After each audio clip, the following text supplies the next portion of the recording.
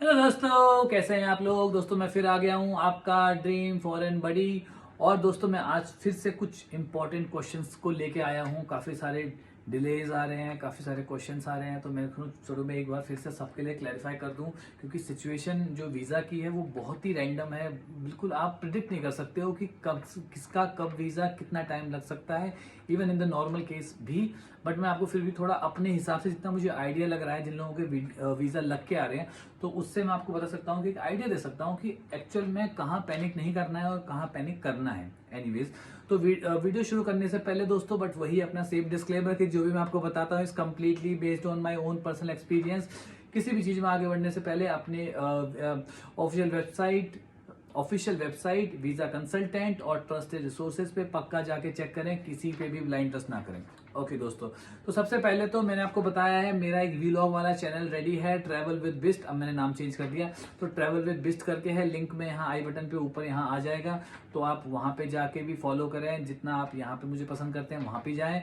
और जो भी अगर फालतू की जो मेरे जो यहाँ के कारनामे हैं, जो भी मैं अब मैं कर रहा हूँ, वो आपको वहाँ पे देखने को मिलेगा। और एक अच्छी चीज जो मैं अभी कर रहा हूँ कि यहाँ पे जो एनएचएस है उन्होंने एक चैरिटी शुरू की है। तो उस चैरिटी में क्या है, वो लोग आपको एक फ्री टी शर्ट देंगे एनएचएस चैरिटी के लिए।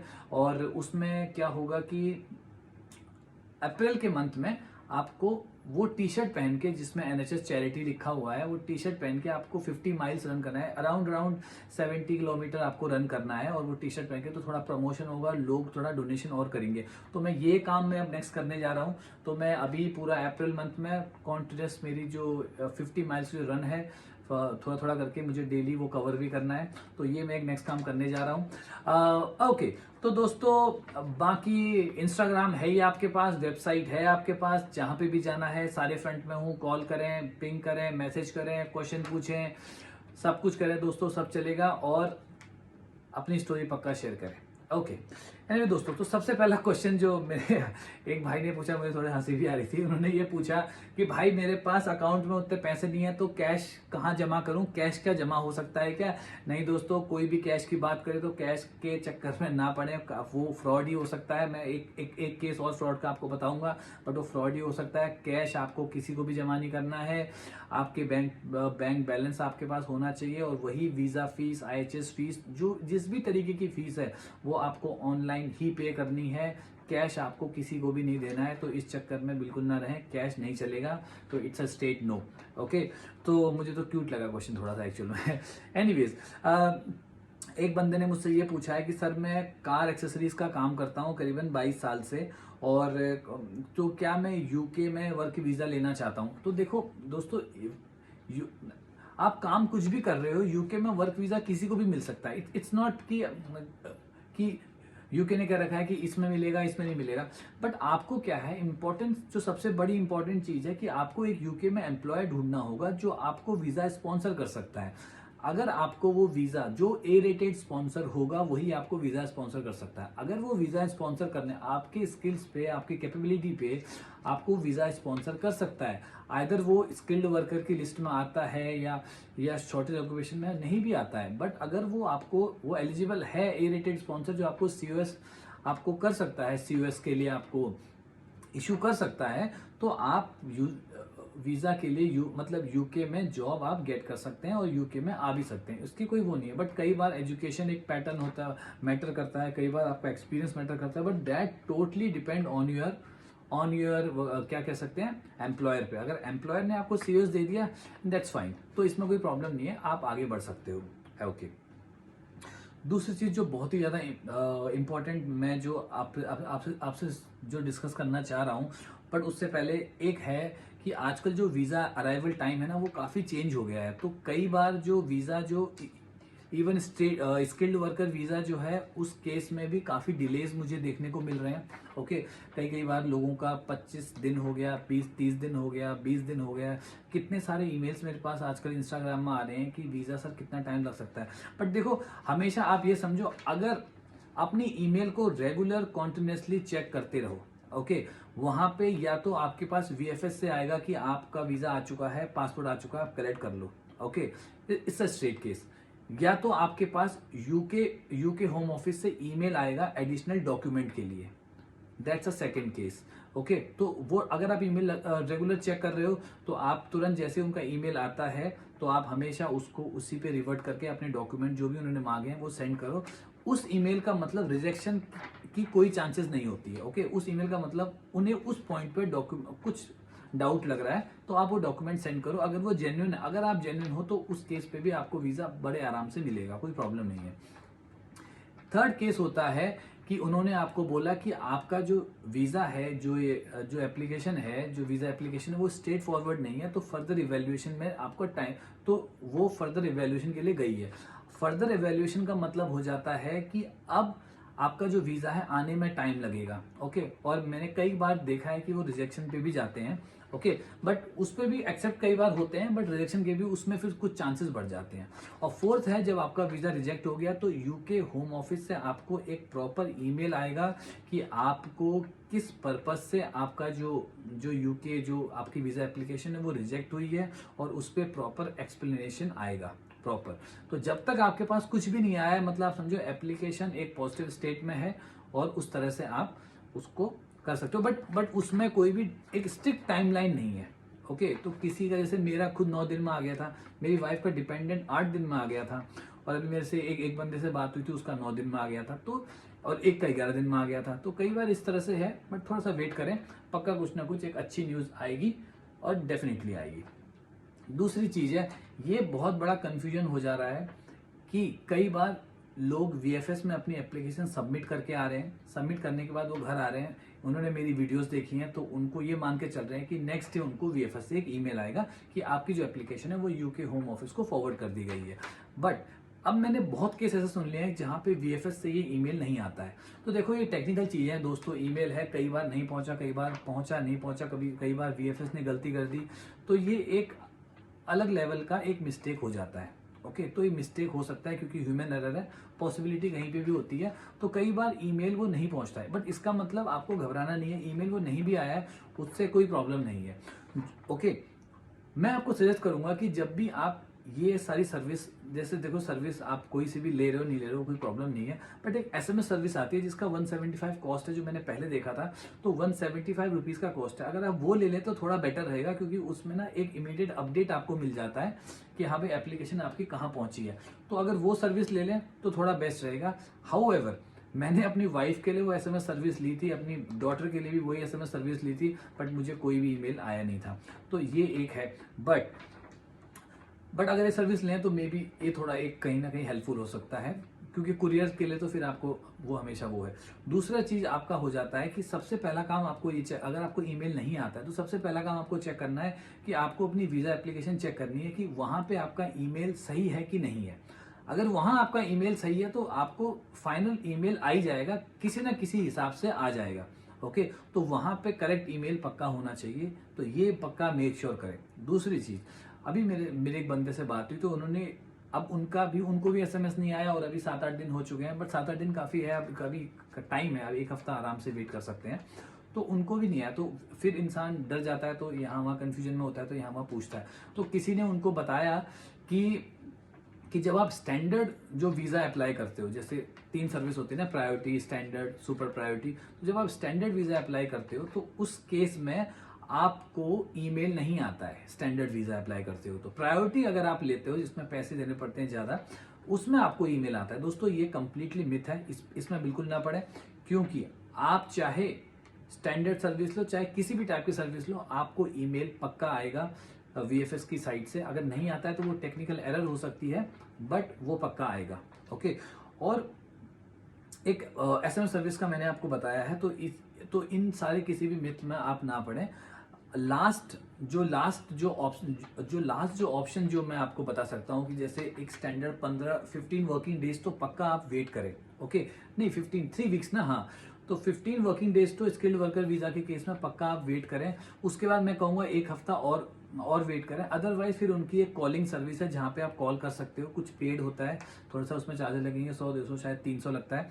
वहाँ कॉल कर सकते हो, वहाँ उनसे पूछ सकते हो कि वो क्या है, ओके, क्या प्रोसेस चल रहा है उसका।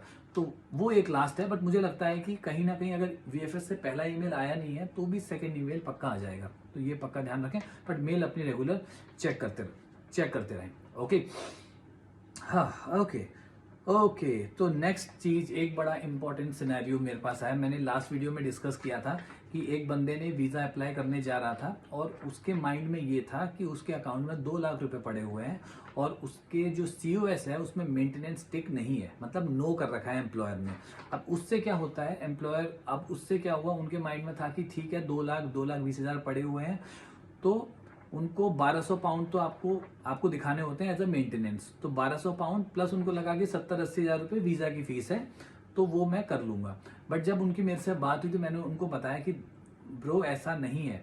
ओके, जो वीजा कॉस्ट है, अगर 3 साल का आपका वीजा है तो IHS फीस आपकी 624 मल्टीप्लाई बाय 3 हो जाती है, 1800 पाउंड करीबन होती है। ओके, प्लस फिर वीजा कॉस्ट होती है, वो अगर आप शॉर्टेज ऑक्यूपेशन में हो तो 48,000, अगर शॉर्टेज ऑक्यूपेशन में नहीं हो, स्किल्ड वर्कर हो, तो कुछ 60 समथिंग है, 65 समथिंग है। ओके, तो वो करीब करीब आप 2 लाख का बजट रख के चलें, जितना मेरा एक्सपीरियंस है, इतना मैंने काउंट किया। तो 2 लाख का बजट आपको सिर्फ वीजा एप्लीकेशन के लिए रखना है, आपको वीजा और IHS के लिए। ओके, फिर उसके ऊपर आपका मेंटेनेंस फंड हो जाता है। अब यहाँ उनके पास इतनी सेविंग थी नहीं, बट जैसे हमारा डिस्कशन हुआ, उन्होंने फिर वापस अपने एम्प्लॉयर से बात की और एम्प्लॉयर को उन्होंने बताया कि यार आपको एक यस करने में आपको जा क्या रहा है। ओके, अगर सीओएस में अगर वो मेंटेनेंस को यस भी करते हैं तो उन्हें कोई एक्स्ट्रा चार्ज पे नहीं करना पड़ता है, जैसे डिक्लेरेशन है, तो उससे क्या हो जाएगा, इनके लिए काफी काफी हेल्पफुल हो जाएगा। तो ये एक चीज है। तो आप अपने एम्प्लॉयर, जब भी ऐसा केस होता है, आप मैक्सिमम टाइम पे ये अपने एम्प्लॉयर को पक्का बोलें कि सर प्लीज मेंटेनेंस यस करके आप हमें सीओएस दें। और अगर वो मेंटेनेंस नो है, आप उनसे बात करें। और आप तो क्या प्रोसेस होता है, अगर आपके में भी नो है, अब आपने एम्प्लॉयर से बात की, तो एम्प्लॉयर क्या करेगा, एम्प्लॉयर अगर एग्री हो गया तो उस सीओएस को कैंसिल करेगा और एक नया सीओएस इशू कर देगा, और उसमें बहुत ज्यादा टाइम लगता नहीं है। तो मेक श्योर दैट सबसे पहला काम आप एम्प्लॉयर से पक्का बोले कि सर मेंटेनेंस को टिक करें, ताकि जो ये 1200-1300 पाउंड का जो ये ओवरहेड है जो मेंटेन करना है 28 डेज के लिए, उससे आप कहीं ना कहीं बच जाएं। बाकी जो कॉस्ट है, अगर वो एम्प्लॉयर मानता है तो वीजा कॉस्ट वगैरह भी कवर करता है तो बहुत अच्छा है, वो बहुत ज्यादा जरूरी है। बट मुझे लगता है कि आप यहाँ पे एक जॉब करने आ रहे हो, आप रिस्पेक्टफुल जॉब करने आ रहे हो। ओके, तो कहीं ना कहीं आपको ज्यादा से ज्यादा, जितनी बार भी आप जॉब अप्लाई कर रहे हो, एम्प्लॉय को फोर्स करो, किसी ना किसी तरह से कन्विंस करो कि आप ये वीजा कॉस्ट जो है, IHS कॉस्ट है, वीजा कॉस्ट है, और जो ये मेंटेनेंस फंड वाला जो फंडा है, ये तो एटलीस्ट वो बियर करे। बाकी हाँ, उसके लिए अगर वो क्लॉबैक एग्रीमेंट जो मैंने आपको बताया, मैं यहाँ पे लिंक बटन, यहाँ पे आई बटन में डाल भी दूंगा, उसको भी आप साइन कर सकते हैं, वो कोई बड़ी प्रॉब्लम है नहीं। बट हमेशा ध्यान रखें कि मेंटेनेंस फंड वाला ऑप्शन यस ही करवाना है, ये अपने एम्प्लॉयर से पक्का मेंशन करें, इस पे डाउट मत रखें। ओके, तो ये चीज, तो तेज भाई ने मुझे थैंक यू बोला है, तो बहुत बहुत मुझे काफी अच्छा लगता है कि जब भी किसी भी तरीके से मेरे थ्रू आप लोगों की हेल्प होती है, तो उससे बड़ी मेरे लिए कोई भी रिवॉर्ड नहीं है। ओके, तो नेक्स्ट चीज है, हाँ एक और ये पता नहीं, अभी ये 4th केस है मेरे पास, सेम नेपाल से, जहाँ पे ये सीओएस के वीजा एप्लीकेशन के काफी फ्रॉड हो रहे हैं। तो 4th केस है नेपाल से। तो अगर मेरा कोई भी व्यूअर है नेपाल से, तो प्लीज आप ये जितने भी ये डॉक्यूमेंट ईमेल में भेज रहे हैं और अपना अकाउंट नंबर दे रहे हैं और नाम हो रहा है इंडियन, और मतलब ईमेल भेज रहे हैं वो किसी रॉबर्ट के नाम से, और डिटेल लिख रखी है उसमें रानू मॉडल और कोई इंडियन नाम, मतलब सेंस भी नहीं है उसमें ना। तो इनको भी कोई ऐसा सीओएस करके कुछ ऐसा डॉक्यूमेंट आया, मैंने देखा, उसे पूरा पढ़ा भी अच्छे से। दोस्तों ऐसा कुछ भी नहीं है, इन चक्करों में ना पड़े। जब भी आपको सीओएस एम्प्लॉयर देगा, वो सीओएस का एक यूनिक रेफरेंस नंबर होगा, आप यूके होम ऑफिस की वेबसाइट में जाके उसे अप्लाई करेंगे। अप्लाई करने का और दूसरा कोई रास्ता मुझे तो अब तक नहीं मिला है और ना है। ओके, तो किसी भी ये इस तरह के ईमेलिंग डॉक्यूमेंट, इमिग्रेशन ऑफिसर, किसी के भी चक्कर में ना पड़े। इट्स जस्ट फ्रॉड, आपका पैसा कहीं ना कहीं फंस जाएगा, उसको बचाएं। अदरवाइज आपको अपने एप्लीकेशन में कहीं पे भी थोड़ा सा भी डाउट लगता है तो प्लीज मुझसे बात करें, इंस्टाग्राम पे बात करें, मैं डायरेक्टली, आप मुझे वहां पे लिखेंगे तो मैं पक्का उसको रिस्पॉन्ड करके मैं वो डॉक्यूमेंट भी पढ़ के आपकी हेल्प कर सकता हूँ। बट मैं अपने बेस पे आपकी हेल्प कर सकता हूँ। ओके, तो ये हो सकता है। एक और बंदे ने मुझसे ये काफी अच्छा और इंटरेस्टिंग सवाल मुझे लगा कि जो एक बंदे ने मुझसे ये पूछा कि वो अभी दुबई में काम करता है और दुबई में एज अ अकाउंटेंट काम करता है और पिछले 3 साल से वो एज अ अकाउंटेंट की जॉब कर रहा है, बट अब उसने अपना प्रोफाइल चेंज किया है और वो आईटी में आ गया है और उसने यूके में एक आईटी कंपनी में उसने इंटरव्यू दिया और इंटरव्यू देने के बाद उसने आईटी में उसका हो गया, उस कंपनी में सिलेक्शन हो गया और उसको सीओएस मिल चुका है। अब उसको ये डर है कि यूके होम ऑफिस, क्योंकि उसका पहले कोई आईटी का एक्सपीरियंस नहीं है, तो इसलिए यूके होम ऑफिस कहीं नेगेटिव इंपैक्ट तो नहीं पड़ेगा इसमें उनके, क्योंकि उनका पहले कोई आईटी का एक्सपीरियंस नहीं है। उस कंपनी का जो आईटी का एक्सपीरियंस है वो पहले कोई एक्सपीरियंस है नहीं, उनको पहले अकाउंटेंट का एक्सपीरियंस है, तो क्या कहीं इससे नेगेटिव इंपैक्ट पड़ेगा? दोस्तों इसमें कुछ नहीं है। करियर में आप प्रोफाइल चेंज करते हैं लोग, जैसे मैं पहले बैक एंड डेवलपर था, फिर मैं फ्रंट एंड डेवलपर बन गया, फिर उसके बाद कई बार लोग आजकल में अब मशीन लर्निंग में चले गए, तो कई बार प्रोफाइल चेंज होते रहते हैं। प्रोफाइल से कोई प्रॉब्लम नहीं है, अगर आपके अंदर वो स्किल सेट है और आपका जो एम्प्लॉयर है आपने सिलेक्ट किया है, आपको सिलेक्ट किया है किसी स्किल सेट पे, तो कोई भी नहीं होता है आपको रोकने के लिए। आपको सीओएस मिल गया, दैट्स इट। हो सकता है, हाँ ये हो सकता है कई बार यूके होम ऑफिस आपका पास्ट एक्सपीरियंस मांगते हैं, बस पास्ट एक्सपीरियंस का मतलब नहीं है कि वो सेम फील्ड में पास्ट एक्सपीरियंस मांगते हैं, तो आपको पास्ट एक्सपीरियंस आपका देना है जहां भी आपने काम किया है, ओके दैट्स इट, इसमें कुछ नहीं है। तो इसलिए इसमें आपको कोई भी घबराना नहीं है। प्रोफाइल आप चेंज करो, एम्प्लॉयर आपका इंटरव्यू लेगा, आपको सीओएस देगा, which is more than enough दोस्तों। इससे कहीं पे भी घबराना नहीं है, नेगेटिव इसमें कोई भी नहीं है, एप्लीकेशन में नेगेटिव किसी भी हिसाब से नहीं जा सकता। ओके, एक क्वेश्चन बार बार मेरे पास आ जाता है और मैं फिर से मैं रिपीट करना चाहता हूँ कि मुझसे एक बंदे ने पूछा, सर मैं यूके में आ चुका हूँ और वो मेरे काफ़ी अच्छे फॉलोअर है एक्चुअल में, मैं यूके में आ चुका हूँ और मुझे अब फैमिली को बुलाना है, तो क्या फैमिली को बुलाने के लिए मुझे जो मेरा रेंट एग्रीमेंट है, टेनेंसी एग्रीमेंट है, क्या वो देना होगा और क्या मैं बीआरपी का वेट, इसमें कई बार बोलते हैं बीआरपी का वेट करूं, कई बार बोलते हैं 1 महीने बाद अप्लाई कर सकते हैं। देखो दोस्तों, आप अपना वीज़ा अप्लाई करने के बाद, वीजा अप्लाई करने की बात कर रहा हूं मैं, अपना वीजा अप्लाई करने के बाद अपनी फैमिली का वीजा किसी भी टाइम पे अप्लाई कर सकते हो।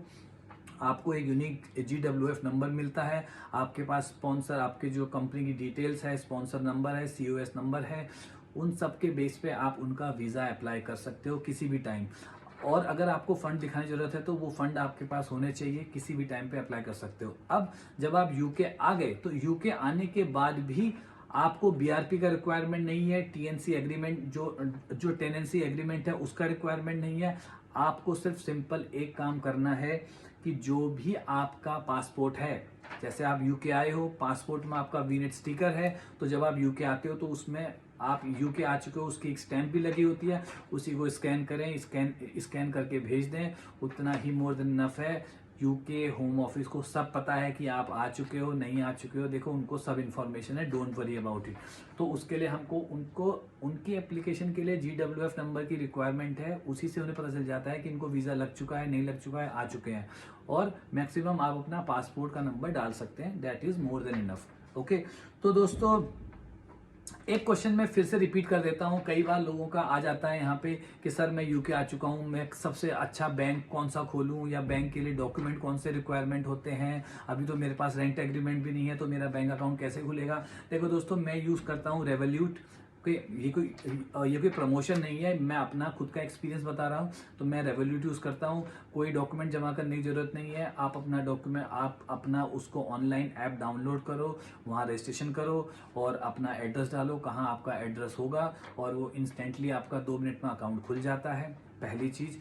दूसरी बात, उसी टाइम वो आपको वर्चुअल कार्ड भी एलोकेट कर देता है, वर्चुअल कार्ड मोबाइल में होता है।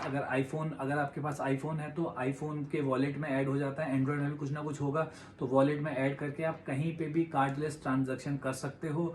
मैं जहाँ पे हूँ वहाँ मैक्सिमम जगह पे यूज होता है कार्डलेस ट्रांजैक्शन, वो एप्पल वॉलेट से कार्डलेस ट्रांजैक्शन हो जाता है, ऐसा ही कुछ एंड्रॉइड में भी होगा, आई एम श्योर।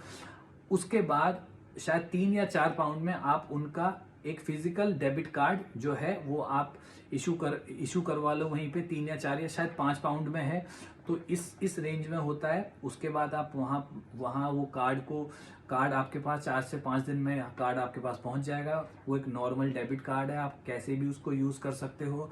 प्लस उसका सबसे बड़ा रेवोल्यूट का सबसे बड़ा जो बेनिफिट मुझे लगता है वो ये है कि इंडिया पैसे ट्रांसफर करना बहुत ईजी है, इवन 1000 पाउंड तक तो शायद फ्री है, तो उसमें कोई भी एक्सचेंज रेट काफ़ी अच्छे मिलते हैं, काफ़ी काफ़ी कॉम्पिटिटिव एक्सचेंज रेट है, प्लस उनके जो चार्जेस हैं, एडिशनल चार्जेस, वो बहुत ही ज़्यादा नेग्लिजिबल हैं, नेग्लिजिबल अमाउंट है। तो इसलिए रेवोल्यूट मुझे सबसे बेस्ट लगा, तो उसी को आप भी यूज़ कर सकते हैं, that is more than enough.